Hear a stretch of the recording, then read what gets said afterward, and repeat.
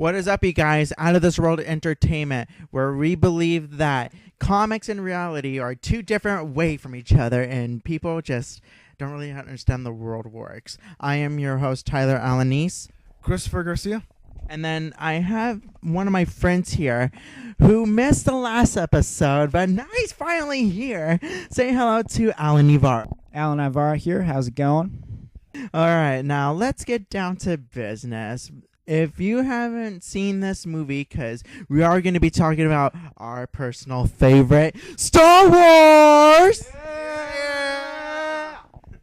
Yeah, so if you haven't seen The Last Jedi, I wouldn't recommend watching this. This does give away spoiler alerts. So click back now and let's enjoy the show. So, what do we think about Star Wars? Personally, I like the movie. Did you guys like the movie? I loved it, man. Yeah, me too. I love the movie. All right, so there were some complications during this Last Jedi. First off, I'm going to share my pros and cons, and these guys are going to share their pros and cons. If you guys agree what we say, leave a comment. If you disagree, leave a comment. So, for the pros, I think that I kind of like some of the characters in this. Luke Skywalker, I'm finally got to see him back on the big screen as Luke Skywalker. He was like one of my favorite characters from the original series. And Princess Leia, of course, you can never say no to her. Carrie Fisher, you are our Princess Leia. And then, of course, Rey and Finn, then Poe Dameron, and then BB-8. C-3PO, R2-D2, and Chewbacca. He finally got more of flying the Millennium Falcon, more screen time with it. And I was just really excited about all of that. What did you guys think of your pros? It was really cool. I have to agree with everything you just said. As for cons, I would probably go with Rey. Her parents, that whole scene there, it did throw me off a little bit. I thought it was interesting, but yeah, it would have been good to know more. But hopefully, we'll get a little more. Okay, so if you guys didn't quite understand what he means, what he's talking about is there is a part of Rey really wants to know where she came from, but she stumbles upon a cave where she stumbles upon like a reflection, like it's some kind of like a crystal mirror. And with that, she kind of opened a portal with a force, which is compelling, like where her parents, who they really are and why they kind of gave her away. That wasn't explained because on the shadow figure, we see Luke Skywalker, but then that just fucking fades away. I agree with Alan. That was the con of it. And I think it could have shown, like, who were the actual parents. We probably know it was Luke Skywalker. We also want to see the mom. Where does she fit in the picture? So that's at least, like, the plot hole that we all want to know. So I totally agree with you, Alan. I totally agree with you 100%. Yeah, the pros. I agree with you guys' pros about the movie. The characters. I did love the action sequences. Everything was good. Everything was, to me, great. Yeah, like I said, the plot holes were one of the cons. I do agree. I think that's mainly the issue, the plot holes. That one character Benicio del Toro plays, he was a little confusing too. Obviously, the cliche type of character, but a little confusing because, spoiler, earlier in the movie, they were supposed to find the decoder, and I feel like maybe this is the decoder they were looking for because he was found in the same prison instead of this other fancy rich guy. So he was a little confusing. Phasma's back, so that was good.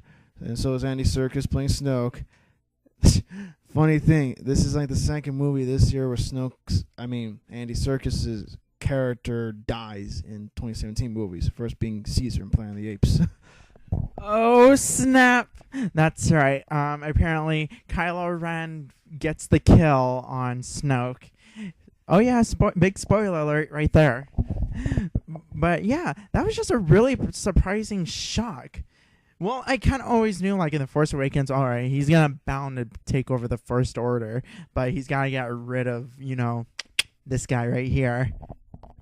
Yeah, that's true, but I thought they were going to go with the Darth Sidious way. Like, keep him until the third movie and do the Darth Vader kill. That's when it happened.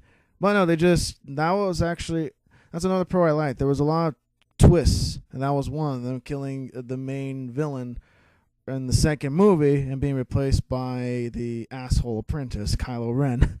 So that was a good twist. Okay, so there's that. And okay, so here's another con. In The Force Awakens, during the ending, we see Rey going to the island, and then she climbs up that mountain, and she stumbles upon the small village, and then she keeps going and finds Luke Skywalker. Well, in The Last Jedi, there are these caretakers taking care of that small village. Where were they in The Force Awakens when she was walking up that hill? Or that huge mountain? Where were they at? Were they just hiding? Were they just cleaning indoors? They could have just seen like a couple of them just to kind of get the explanation of like, oh, there were some people here like doing what they need to do.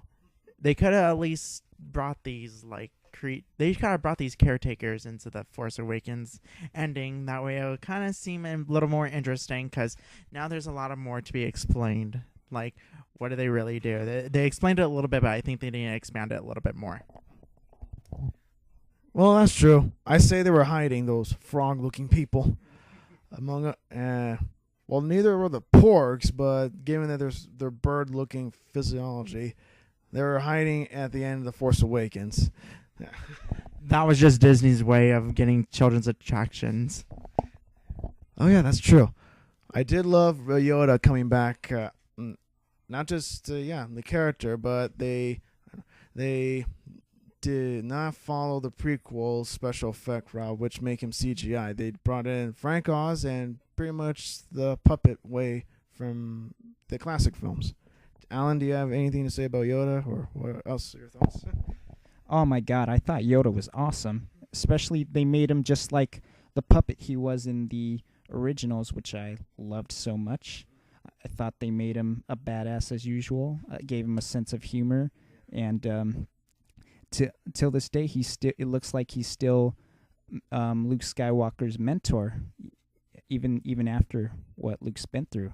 I mean, yeah, so much of that. Oh my gosh, Yoda.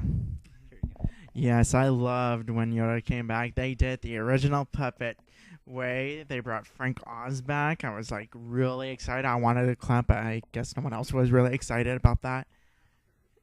Yeah, he got to reconnect with Luke. I was like, oh my god, this is really what Star Wars needs to be. But top it all off, like it did make a lot of money on opening night. It did good on Rotten Tomatoes. It hit at 93%. But for some reason, a lot of people just don't like the movie. That is odd. And to me, so far what I'm understanding from the Rotten Tomatoes website, even at 93%, that's still like a certified fresh for any critically reviewed movie. But half of everybody doesn't like it. That's... What the hell's going on? Is it because of the Fox deal with Disney? Maybe it could maybe that, but you gotta understand, this is how the film industry works. They are gonna be planning to put these big plot holes. They are gonna plan to put extra characters to get kids' attentions, or at least kill off some of the characters that we personally don't need. Or throw in some characters that need to be explained a little bit more. That's going to happen no matter what movie it is. That's just the writer's way or the director's way or how the studio's production lines are going to end up doing it. They're just going to find ways to get people's money. Like on our last episode, we talked about the Justice League and we discuss like, oh, if you want to enjoy a really good movie, don't watch the trailer on the internet because it's gonna hit your excitement mark. But then when you watch the movie, it's gonna just get crashed down. Gabriel and Chris were discussing that, and you guys were hearing it, and we told you don't do that.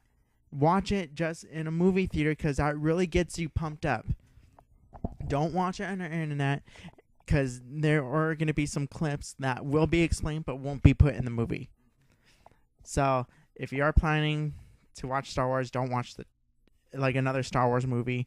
Don't watch the trailer online. Just wait till it hits either in theaters or at least watch the trailer in the movie theater. It's always up to you. That's just my opinion. Yeah, I could agree with that because trailers nowadays, they just, especially after a week or 2 weeks later, they may release another one on YouTube. It just shows a lot more footage. It makes you already feel like you watched the entire movie without actually experiencing it in the big screen like it's meant to be. Yeah, definitely. Okay, so back to the pros and cons. I think this is a pro because I kind of agree with this one. Luke Skywalker was a dick during the first half of the movie. Yeah, he became a total dick in the movie. He teased Rey by using the Force. She teased him because of reaching out and tickling with the fucking leaf. I was like, what a dick.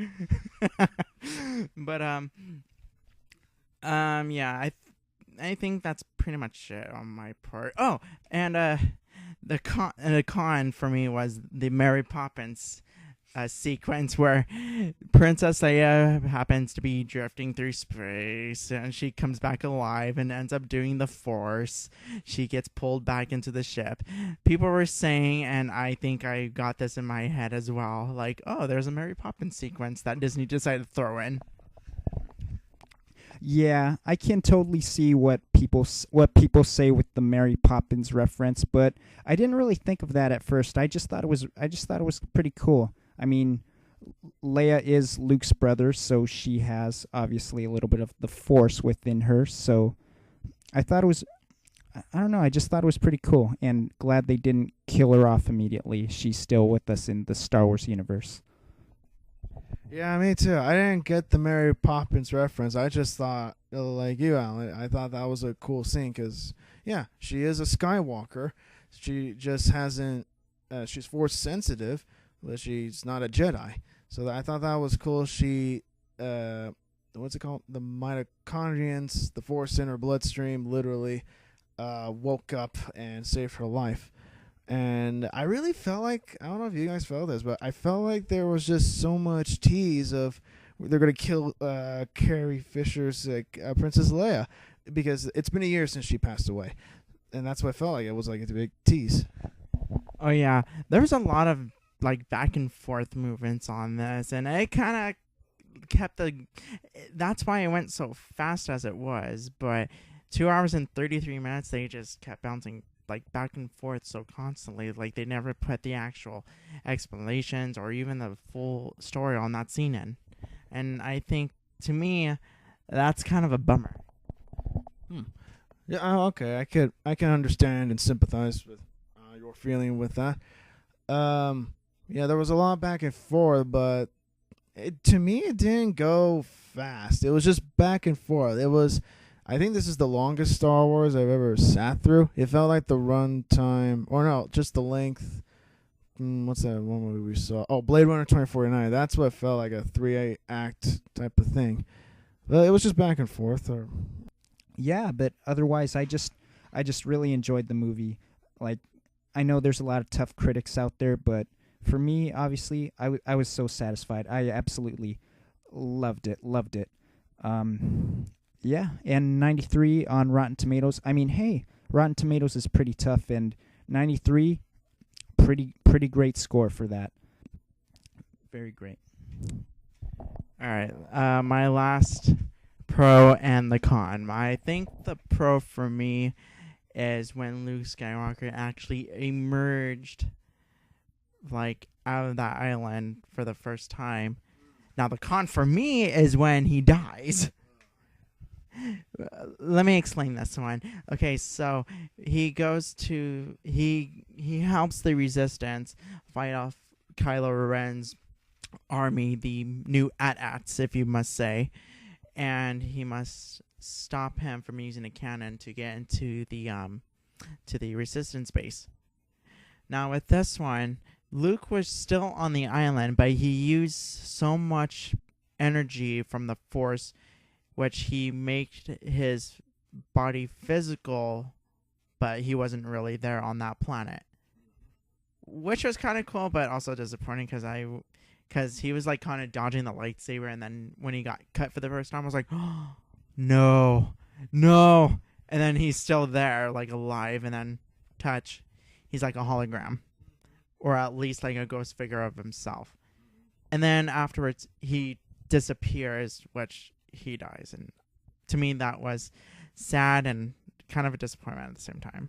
I wish they could have kept him for another movie. Yeah, I do agree with you. That was a bit disappointing, but hey, Luke Skywalker is probably one of my top favorite characters, and I thought the way he went out was a perfect way to go out. He was an underdog. He went out as a god, and yeah, it looked like he went. After that, he just went out peacefully, and yeah, hopefully we see him more as a ghost beside Yoda. Yeah, I agree. Even though, yeah, his body physically disappeared, but yeah, I'm pretty sure they'll bring Mark Hamill back as Luke Skywalker as a Force ghost, joined with Yoda and Obi-Wan. Hell, maybe even Han Solo might be a Force ghost. But yeah, I did feel a little disappointed. That was a lot more disappointment than the suppose when Kylo cuts him with a lightsaber. But I think it was a good emotional scene for Luke staring out in the sunset of the planet he was hiding in, and he died out peacefully instead of being sad and filled with sorrow. So that was a good way to go for Luke Skywalker. All right, before we switch to the next topic about Star Wars, really quick. When they need to explain the plot holes really more, they need to explain the ending a little bit more, because when this battle was over, we go back to the casino where we see the kids explaining, oh, this is how Luke Skywalker helped the Resistance, and telling a story. While one of the kids walked out, he actually used the Force to grab a broom. I was like, wait, is he one of the surviving kids from the temple? And then they need to explain how, like, why did Kylo kill all these kids all of a sudden, and why he took some of them. And then I kind of want to see a little bit more sequence, like, I want to see kids actually train with Luke instead of him explaining it and then all that. I wanted to see like a story of how Han died and how Luke would be so emotional towards that. Like, I want to see stuff like that. That's how they need to fill up these plot holes a little bit more. Do you guys agree with me? You guys don't disagree with me? The audience at home, if you agree or disagree with me, just leave a comment below. I'll read it later, and I'll give your opinions a little bit short in my next episode. I guess I kind of agree with you, but Luke's explanation was pretty straightforward with me. Because I was surprised that kid had the Force to pick up a damn broomstick. I don't know. I don't want to see a replay of Harrison Ford getting killed over again in Luke's vision. Maybe that's not necessary. Plus, Chewie already told him because of the Millennium Falcon that brought them there. But I would like to see maybe not another prequel, but another, I don't know, I guess a short clip you find on YouTube where you see Luke training a new generation of Jedi before Kylo burned the place to the ground. And that's just my opinion. Yeah, I would have liked to see Luke train those kids, or if he comes to their spirit as a ghost and give them any training, or what I think possibly if Rey comes to them and knows a little more. I know she's still training, but if she has anything to give them, I think that would be pretty cool. Well, someone did save the books. I saw him on the Millennium Falcon, so she probably got them in time. All right, well, I think that's it for the pros and cons. There's a lot more, but I think when you see this movie, you're going to start thinking of it for yourself. But to me, I enjoyed the movie because it was so much excitement into it. I don't know about you guys, but if you guys enjoy it, that's great. If you guys don't, then that's too bad. All right, but we are going to talk about some of the things that did happen with the fans when this movie premiered. First off, I want to talk about the AMC 16 in Burbank, California. There was a huge riot that night where, like, the movie was playing, but there was no sound for 20 minutes, and the fans were just blowing up that lobby. Yeah, they went to the lobby. They made hundreds of complaints, and the manager ended up calling the cops on them because they went berserk. I know, it was so crazy. There was a full YouTube video. You can look it up. It gets so crazy. There was one lady that's saying, "Fuck you, I want to watch Star Wars." And then they were complaining like, "Oh, you're acting like you're 12 years old. No, you're 12 years old. Blah, blah, blah." My God, it was just going back and forth. It was like a 2-minute video.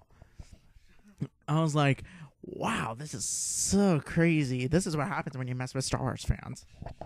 What do you guys think of it?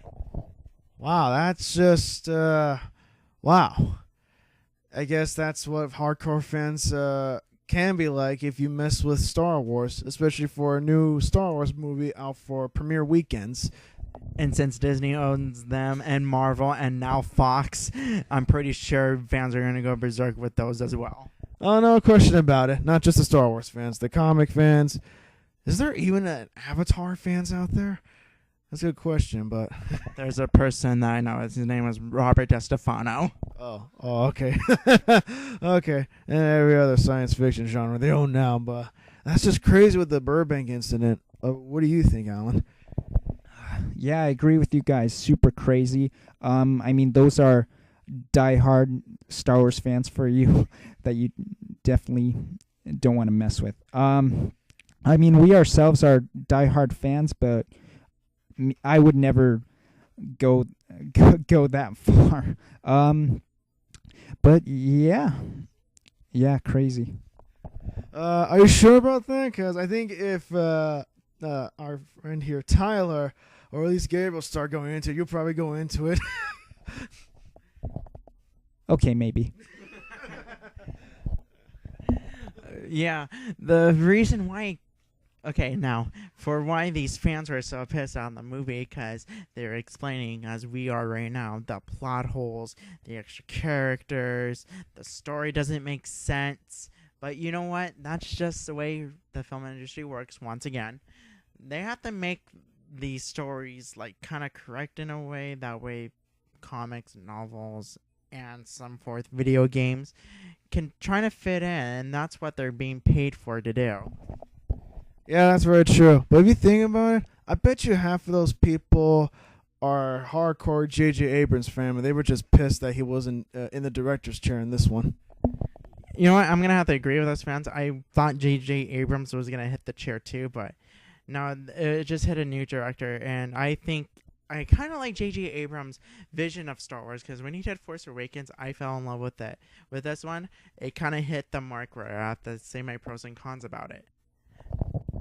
Well, good news for you, because he's just replacing Colin Trevorrow, who directed Jurassic World. He's that's who he's replacing for Episode 9. So if Disney doesn't decide to change again, good God, but J.J. Abrams is supposed to be back in the director's chair for Episode 9. Cool. I can't wait. But I read one tweet on Twitter where someone said, "This is the worst 2 hours and 33 minutes of my life. I knew this was going to be bad.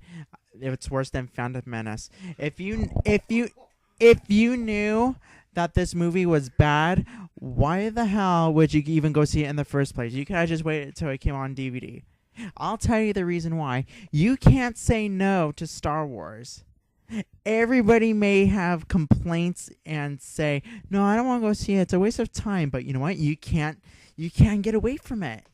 It's Star Wars. It grew up with us. We grew up with it. We're bound going to go see this movie either way, even though if it turns bad or not. It's just fans' theory. Me, I'm going to go see it again. Some other people, they may not. What do you guys think?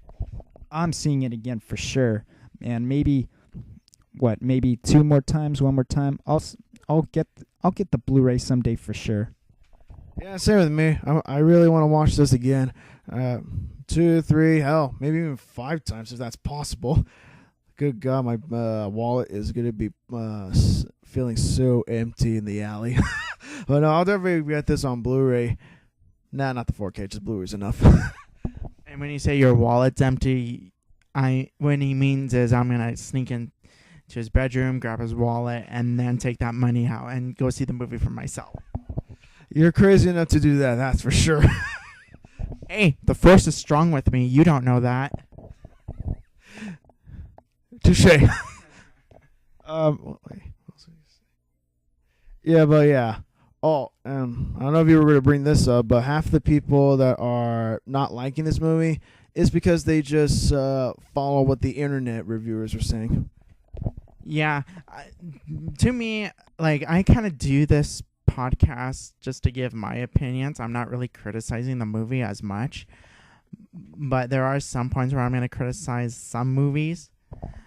But people who are like Star Wars fans and just didn't give a shit about this movie, it's because they may care the fact that they actually read like the comics and the books, and they're trying to fit the pieces with the Last Jedi.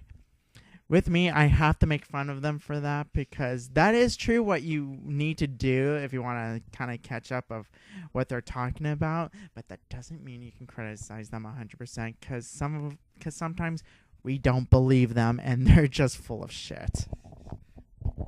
Sorry, Matthew, that is true if you're listening to this. No, yeah, I guess there's a big difference between the movie source material and the comics and novel books material. There's a huge difference, so don't always literally follow page by page of what those blanks are going to fill in for the movie, because it's just not going to be in there. Yeah, definitely. And plus, I don't really go by people's opinions. I go by my opinion. And the reason why is because if I go see this movie and if I know they're wrong, then they're just wrong, and I may enjoy the movie. But if what they're saying is true and they tell me ahead of time, like, oh, if you go see this movie, it's going to be crap, and I go see it and then I believe, oh, it really is crap, then, all right, I believe it. But at least I pick a theater where it's cheap enough so I can go see this movie instead of paying $15 for it. But yeah, these guys never go on my co-host here never go on anyone's opinion. They just go for themselves to see if it's true or not. Yeah, exactly. I mean, I'm not a critic at all. Like, I notice some things here and there, and I can say, whether I like it or not. But I mean, when I go to a movie, I just go to a movie to enjoy it. I'm not like Rotten Tomatoes. I'm not like some of our friends. I'm just me. I'm just a guy who likes to enjoy movies, and I'm a huge Star Wars fan, so I absolutely love this. Yeah, I'm not a critic either. I'm just a simple guy. I just want to enjoy myself. That's why I like going to the movies, and especially for Star Wars. I just want to enjoy it. And yeah, I just go in there and not believe what people's opinions say, like what critics are on Tomatoes, or yes, some of our friends might tell me. I'll watch this for myself and decide. I just want to have a good time watching this. Those who are big criticizers the most than nerds is just regular people. If they haven't read the comics, if they haven't read the novels, if they haven't watched the original trilogy or the prequels, then they're just going to get lost, and that's why they say so much shit about it. If you don't catch up with all of these things, then you're just 100% a loser. And as I mean a loser, I mean you're just criticizing a movie, which you're not getting the fact that it's not being explained enough, then that's just your own fault. You just signed yourself a death warrant on YouTube for negative comments with that. Well, I'm going to have to put those loser comments on Twitter with those who criticize The Last Jedi a lot. Wow, I just lost sense of words. Good luck, I guess. You just threw these people under the bus, man. I'm going to have to. Someday. Like, if you do enjoy the movie, then I'm with you 100%. If you didn't, then, you know what, that's just your own opinion. Anyway, yeah, we're kind of running out of time here.